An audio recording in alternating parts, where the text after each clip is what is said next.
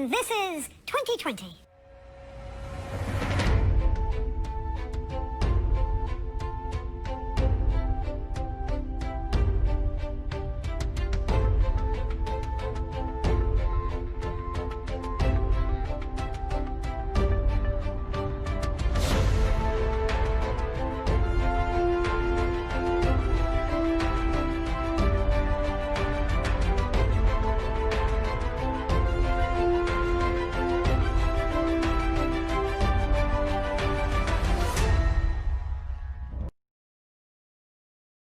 Welcome, everyone, and welcome to the first day of the first month of the 21st year of the 21st century. Yes, it is. Go ahead, look it up. I'll wait.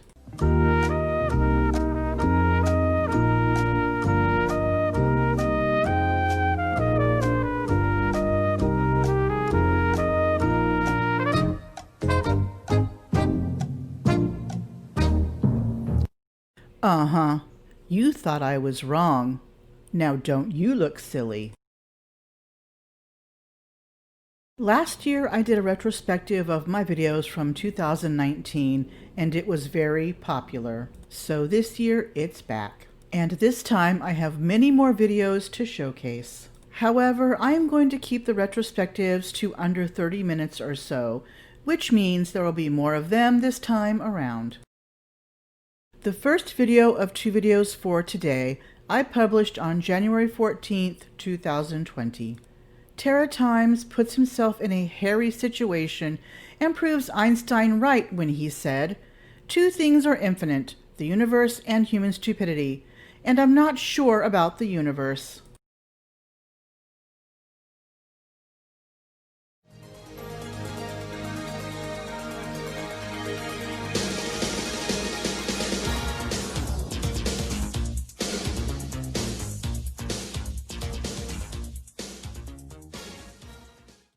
Welcome, everyone. A few days ago, I was watching one of Simon Dan's latest videos called "How Many People on Earth Again?" and he mentioned the content creator. So I took a look at this person's channel and, well, how about I let Simon Dan tell you all about it? Well, here we are, another new year, another new conspiracy theorist, and boy have we got a live one. He subscribes to everything. Flat Earth, chemtrails, evolution denying, nuclear weapon denying, dinosaurs never existed, moon landing hoax, and even sunglasses can cause cancer.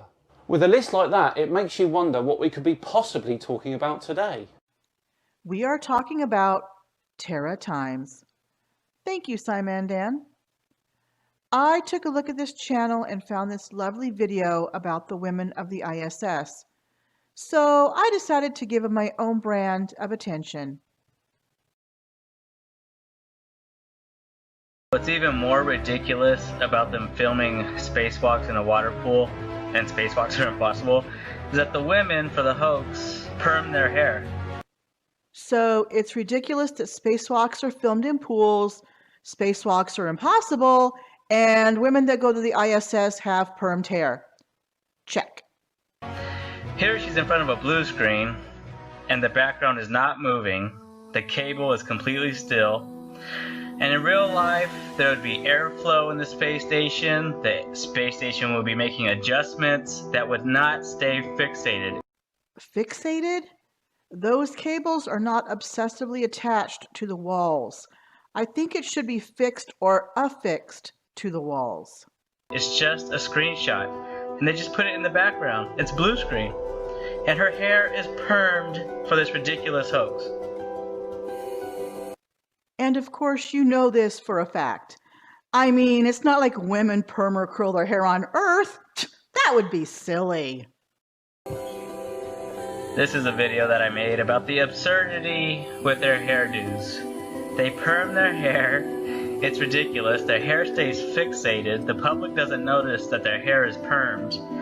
And yeah, the women are completely ridiculous on the space station. So, the women of the space station are ridiculous. Huh. Okay. I'll let you dig a hole. Then when you're in it, I'll fill it in. In 0G, hair is moving through air. It behaves like hair moving through air. It does not say fixated into position. You keep using the word. I do not think it means what you think it means. And yet, when you watch them on the International Space Station and you look at their hair, it always stays in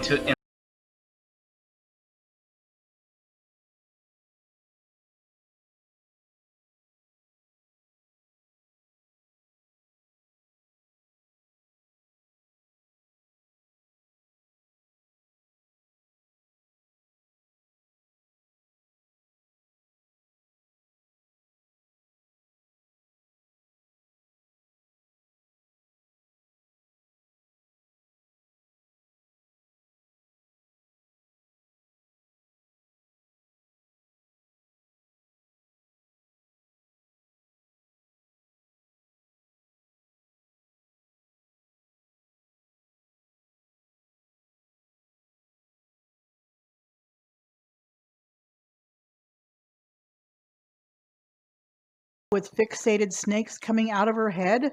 Idiot? Freemason? Never mind about that floating necklace, right? Or the fact that you keep using the word fixated wrong. That hole is getting pretty deep. Okay. I think it's time for a little timeout. I could use a breather. Let's take a little break from your video, Terra Times, and watch a clip from a video of mine. The original video I used is called One of the Most Detailed ISS Tour, and contains a 41-minute continuous shot of astronaut Stephen Swanson floating in and out of rooms on the ISS.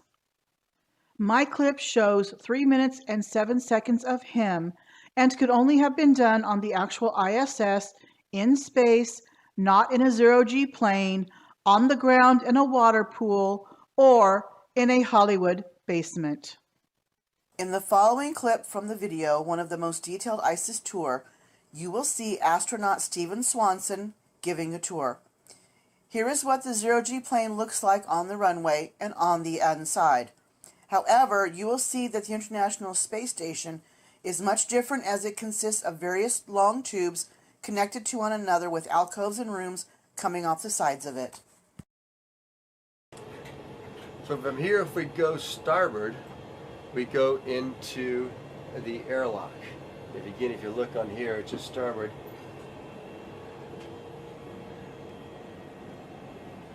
That right there is the airlock, and there's two parts to the airlock. The closest part to us, which would be this part right here, is called the equipment lock, and the most starboard part is called the crew lock. And the crew lock is where you actually go out of when you do a spacewalk. It's what actually depresses down to vacuum, and that's where you open the hatch. So we come in here. This is now into the equipment lock right here. And the idea of the equipment lock, of course, is where the equipment is. And then it's also where the suits are. This is where we actually suit up. And we have these little structures right here that the suits are on. And they're called ADAs, which is an acronym. And I don't even know what it stands for, but it's an acronym. EDDA. But that's where the suits are on. And we actually have them on here when we get in. We can pop off basically the pants, put the pants on, and we climb up in here with the helmet off. And we get on in the suit, and we're all ready to go. The person who's helping us get the suit up will take us off and stick us in to the crew lock over here, which again right now it was full of a bunch of stuff. And then that would be empty, of course, for an actual spacewalk. We close this hatch right here and depress this part out to vacuum, and open the hatches down that way is where the hatch is where you open. You can see there's all sorts of equipment we have. This is good in stowage right now because we're not going to do a spacewalk for a little bit. So we just have it more stowed right now for everything on the spacewalk side.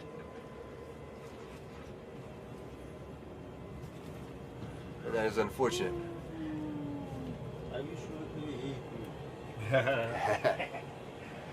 If you go down from here, which would be nadir in our speak, it's hard to show on this guy because you really can't see it. So basically we're at the lab, and then we're going down towards Earth. if you look at it that way. So it doesn't really show it on here because it's blocked by the node 2. But if you go down right here, so we would be going from node 1 down nadir. This is actually called the PMM. And that's really us too, is a big stowage area. What we have down here is just pure stowage. That's what it's for. And we have all our supplies, food, extra equipment, other stuff like that that we need to have for months on board in case another vehicle doesn't come to resupply us. We need a bunch of equipment. So you can kind of look at that and see that that's just a bunch of stowage area. And it's also where we keep our trash. You know, we just can't throw the trash out on the curb every week up here, so we have to keep it. And last time when Cygnus left, it had about we had about 25 bags worth of trash that we threw out. And the bags are pretty good sized bags. They're like big, think of big hefty bags of trash that we threw out on Cygnus. So that's where we have to keep that. Besides our new stuff, we have to also keep trash down there too. And cue the plugging of the ears and the closing of the eyes in 3, 2, 1. La la la la, you're so stupid, you're so retarded, la la la. Thank you, Daniel. Now back to Radgical's dungeon with you. Okay, break time is over. Now back to the video. Hi there. I've had a lot of people ask me how I wash my hair in space, and I thought I'd show you how I do it. Let's see. To get started, these are the things I need. A bag of warm water, a little no-rinse shampoo, towel, and my comb. What I like to do is start by just putting some hot water, squirting it onto my scalp. First, astronaut Karen Nyberg does not have permed hair. And second, that noise is not from a jet engine. Why don't we let astronaut Samantha Cristoferotti explain what we are actually hearing as she shows us how fingernails are clipped on the space station. Cutting your fingernails is not the easiest thing in weightlessness. Of course, you don't want to lose any pieces of nails around the cabin. So the best thing is actually to do it really close to a return grid of the ventilation system, so that all the pieces of nails that you cut off get immediately attracted, sucked towards the grid, kind of like this.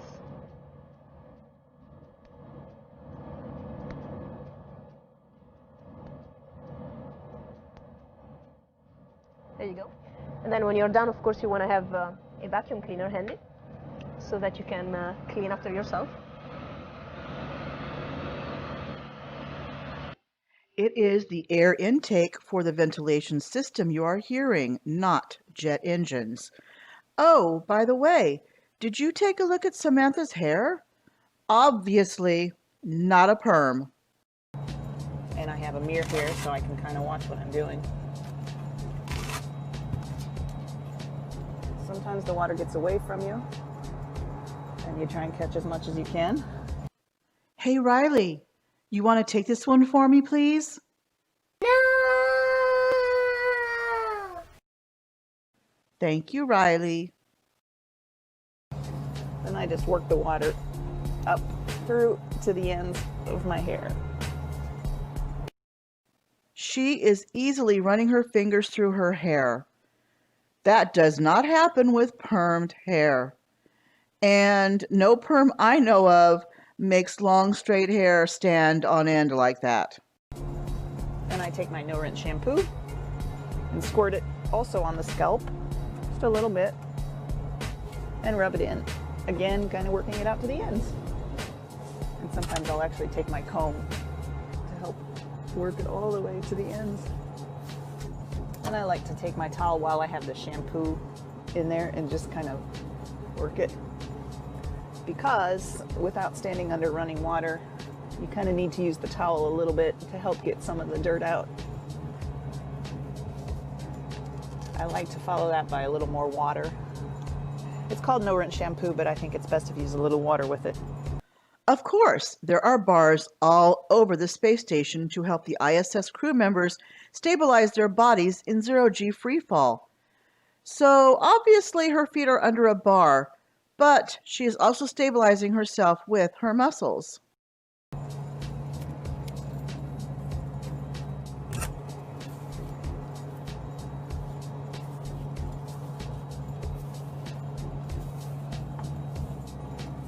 It actually feels kind of squeaky clean right now.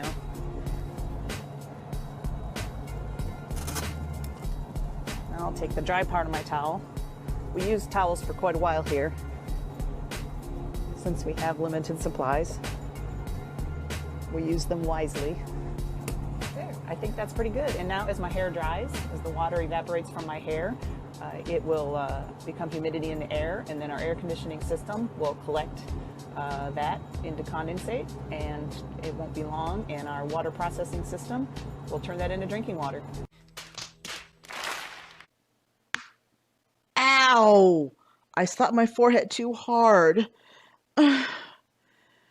Humidity is water vapor. Water vapor is a gas that is present in the air because of evaporation.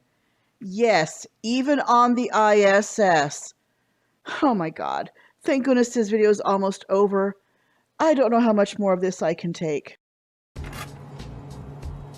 At the end, I just do one final comb through to make sure there are no snarls and snags. And while it dries, I like to let it stay free. I don't put it back in a ponytail while it's drying. And that is how I wash my hair in space on the International Space Station.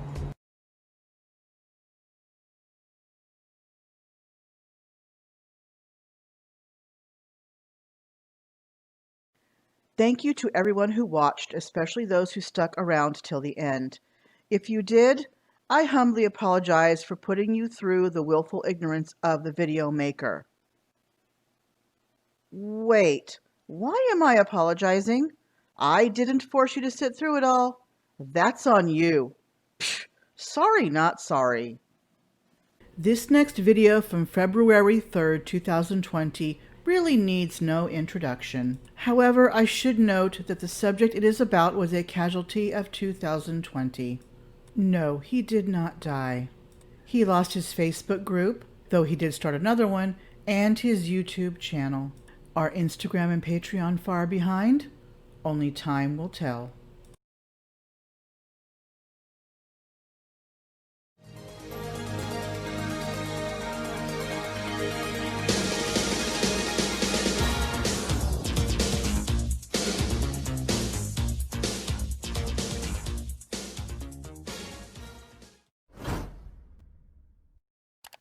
Hello everyone. As I record this, I am sick yet again, so my voice isn't quite 100%, but I wanted to get this video done so you all could have some new content to watch. I made this video after watching an Everett Anderson video of Nathan Thompson on Jim Panda's Discord server. I have included the full video link in the description below. Nathan appears to contradict himself while talking about how he thinks sunsets work on Earth. This video is more explanation than point and laugh, but I have tried to fit some humor into it.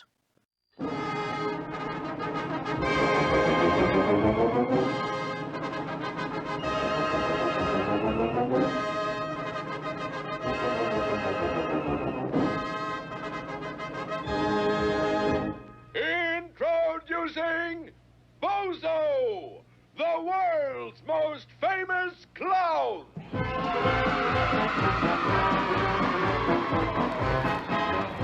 Oh, Lily!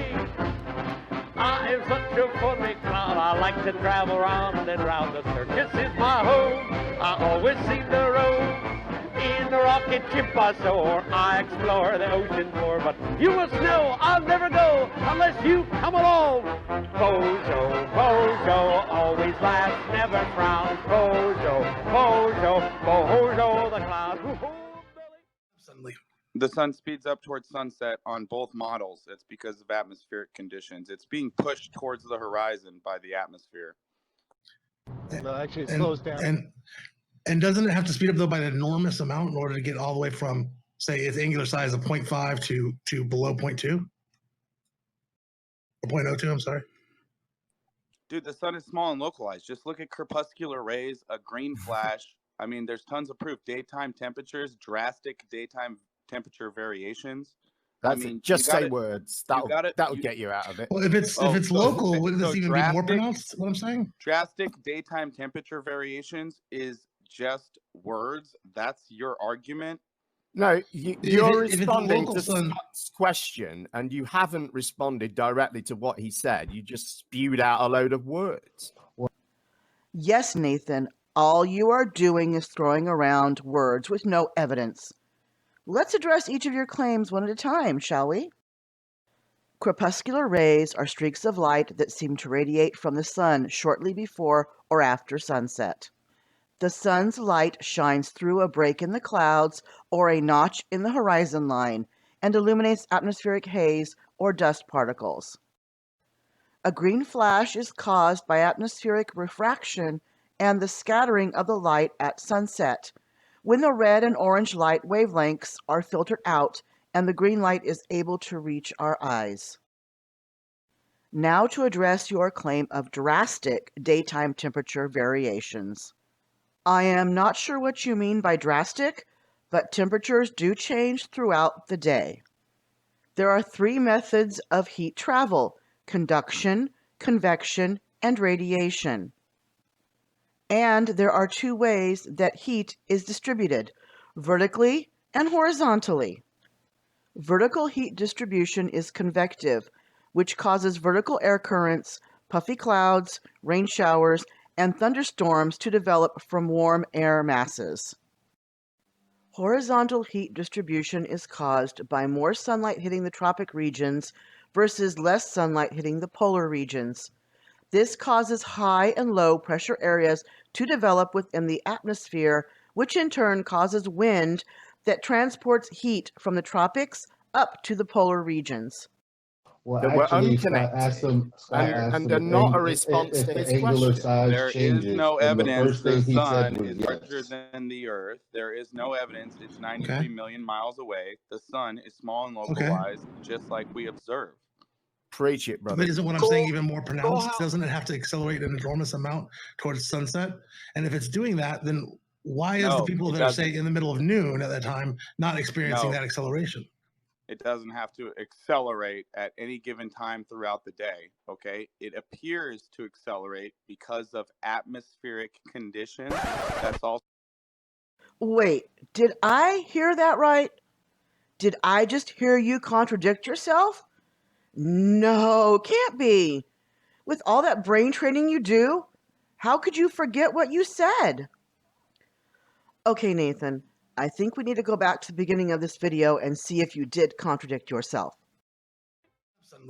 The sun speeds up towards sunset on both models. It's because of atmospheric conditions. It's being pushed towards the horizon by the atmosphere. Feeling a little hot down there? That's also why it gets larger during sunrise and sunset, is because of glare. You guys know what glare is, right?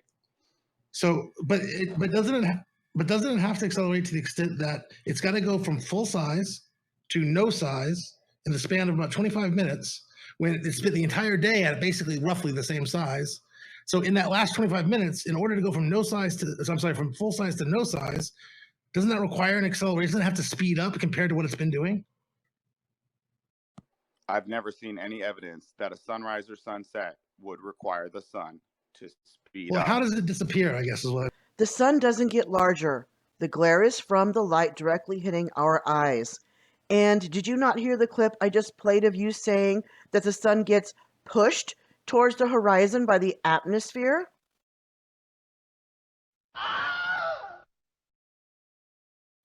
Now please put some burn cream on your crotch and put on another pair of pants. We don't need to see you flaunt your naked body again.